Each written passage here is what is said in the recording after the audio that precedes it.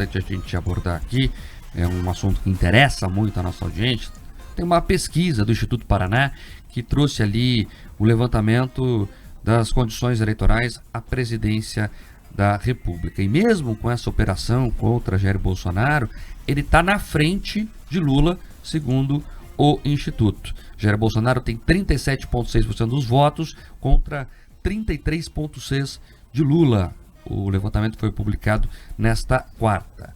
Como a margem de erro é de 2,2 pontos percentuais, para mais ou para menos, o presidente e o petista, o ex-presidente, perdão, e o petista tem uma situação de empate técnico. Aí os outros candidatos, todos lá na lanterna. Ciro Gomes tem 7,9%, Simone Tebet 7,7%, o Ronaldo Caiado tem 3,7%. Foram entrevistados 2.014 eleitores em 86 municípios, nos 26 estados e no Distrito Federal. Então são números que mostram ali, né, que o Brasil segue polarizado, isso não é surpresa para ninguém, e a polarização é entre os dois maiores líderes, que se chamam Jair Bolsonaro e Lula. Me chamou a atenção, Pedroso, porque o Instituto também mediu a aprovação ou a desaprovação do governo Lula. E o levantamento aponta que 51% dos eleitores desaprovam o governo petista, contra 46,1% que aprovam. Então você veja que mais da metade do Brasil, nesse momento, segundo o Paraná Pesquisas, desaprova o governo Lula. E a gente consegue entender facilmente o porquê disso, né? É só ler o noticiário de qualquer dia e ver ali, por exemplo, a situação econômica do país. Nós vamos falar disso mais profundamente no próximo bloco. As entregas prometidas por Lula não vieram até agora. Ninguém está comendo picanha e nem tomando chopp, como ele prometeu. Os grandes problemas do país não estão resolvidos. Nem a política internacional, que foi um ponto alto da campanha. Ele dizia que o Bolsonaro não sabia fazer isso e que ele iria fazer, que ele iria resolver guerras tomando cervejas. Não aconteceu, pelo contrário, é um desastre a política econômica internacional do governo Lula. Então, Pedroso, me chamou a atenção, mais do que o voto está muito longe ainda, é essa desaprovação. E essa pesquisa acendeu o sinal roxo entre os petistas, que estão preocupadíssimos. Você está sendo injusto. Você está sendo bem injusto, Marcos Souza, muito. Você está dizendo ali que ele não resolveu guerras bebendo cerveja, mas uma parte da promessa ele cumpriu. A cerveja a turma lá está bebendo. Até licitação para comprar drinks, né, para o Palácio do Alvorada eles estão fazendo. Se não resolveu a guerra, a parte deles em tomar ali, né, aquele drinkzinho, aquele choppzinho depois do expediente, eles estão fazendo. O problema é que a guerra não obedece. Desculpe a brincadeira e a ironia, mas é que a situação é tão feia dentro dessa polarização que a pesquisa ela reflete o sentimento da população brasileira. Durante a eleição, em 2022, eles criaram um grande espantalho. Disseram, olha, tudo que existe de ruim no mundo, na humanidade, estava num campo ideológico. Tudo que existe de bom, de bonito, de saudável, de iluminado, estaria em outro campo ideológico. Só que as pessoas votaram, de alguma maneira acreditando nisso, ou acreditando que estariam salvando a democracia, ou algum outro valor, ou alguma ideia abstrata. Mas eles descobriram o seguinte, que as queimadas, que eles mostravam como se fosse uma grande tragédia causada pelo ex-ministro do Meio Ambiente ou pelo ex-presidente, seguiram. Que o problema ambiental na Amazônia com os indígenas, da questão dos Yanomami, esses mesmos problemas continuaram. Infelizmente, o problema lá é estrutural, tem correlação mais com o crime organizado do que simplesmente com o garimpo.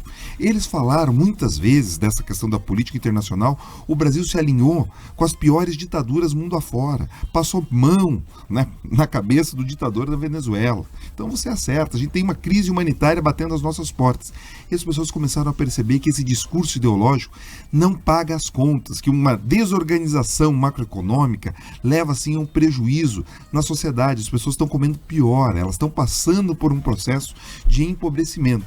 É isso. Isso se reflete nas pesquisas. Vamos lembrar aqui, você trouxe um dado de uma pesquisa aqui, de um instituto sério, mas mesmo as melhores pesquisas, elas foram ali, elas tiveram um degrau abaixo durante as eleições, quando se referiam aos votos da direita. Isso aconteceu de novo, agora em 2024. Eles subrepresentaram o voto mais à direita. Enfim, se os dados trazem um empate com Jair Bolsonaro à frente, Mark, eu consigo imaginar ou projetar de que talvez a situação eleitoral seja ainda mais intensa Talvez por isso que a turma em Brasília, como você disse, teve o sinal roxo aceso, estão tomando medidas atabalhoadas para talvez criar algum tipo de bolha de sensação ou de percepção na economia para tentar salvar a lavoura. Mas que a situação está bastante complexa e cada um de nós sente no bolso, isso é verdade. E a pesquisa reflete isso. Como aprovar o governo que faz todo esse tipo de atrapalhada? E o mais interessante é que entre os petistas, necessariamente, a preocupação nem é tanto a pesquisa nesse momento, porque eles acham que podem reverter a situação, mas sobre a decisão de Lula seguir ou não em uma reeleição.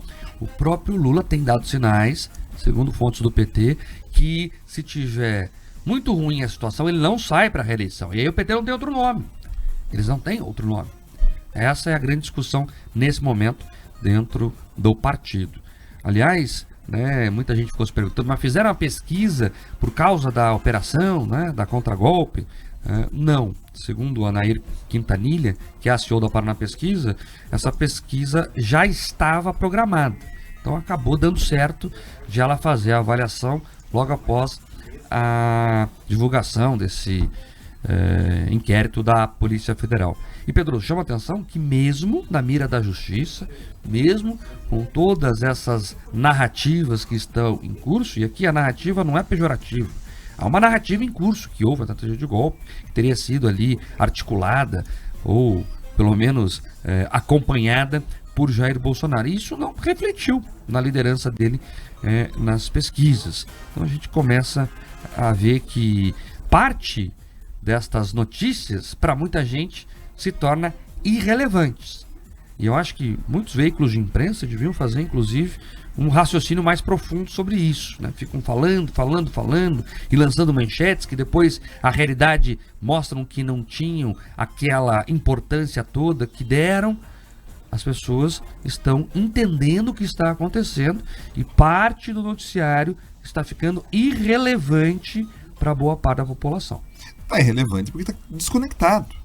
Vamos lá, eles venderam como uma grande tentativa de golpe lá o 8 de janeiro. Daí as pessoas foram entender melhor e perceberam que talvez tenha sido um grande problema de vandalismo, uma degradação, enfim, e que talvez a condução do processo como um todo foi atabalhoada pelo próprio Ministério da Justiça e pela turma do Planalto. Daí, de novo, colocam o Jair Bolsonaro como o grande mentor de uma situação, de um processo golpista, de derrubada da nação e de planos de assassinato. Daí a gente vai olhar o indiciamento. Cadê as provas? O pessoal não tem. Então é muito difícil quando a realidade não se encaixa na narrativa e a população começa a sentir isso, porque antes, se existia um monopólio de certos discursos por determinados canais, hoje em dia esse monopólio não existe mais. As pessoas acessam a informação que elas bem querem. Talvez por isso o desespero de algumas autoridades em regular a mídia, regular as redes sociais, impedir o livre circular das informações. Porque é isso, você está certo. Eles trazem como uma grande coisa, mas a gente percebe que no fim a montanha pare um rato. Eles fazem um grande barulho. E você vai olhar, tem muito pouco. Então, de fato, essas denúncias, esse processo todo são percebidos, Mark, muito mais como, às vezes, uma tentativa do sistema político que está lá em Brasília, que liberou o Lula, que possibilitou outras coisas. Eles entendem que talvez seja uma continuidade de alguma perseguição a determinado campo dentro da sociedade do que necessariamente uma busca por justiça efetiva. É isso, e aqui não é passar pano. Se alguém fez algo, que seja punido. E eu acho que eles fizeram. E tem que ser punidos por esse plano aloprado aí que pensaram. Agora, a importância que se dá isso que está em discussão. Eu li na manchete, usaram um veículo do Exército no golpe. A gente pensa o quê? Tem um tanque na rua. Era um Palio velho alugado. O golpe não foi consolidado porque o cara perdeu o táxi. Para, né, gente?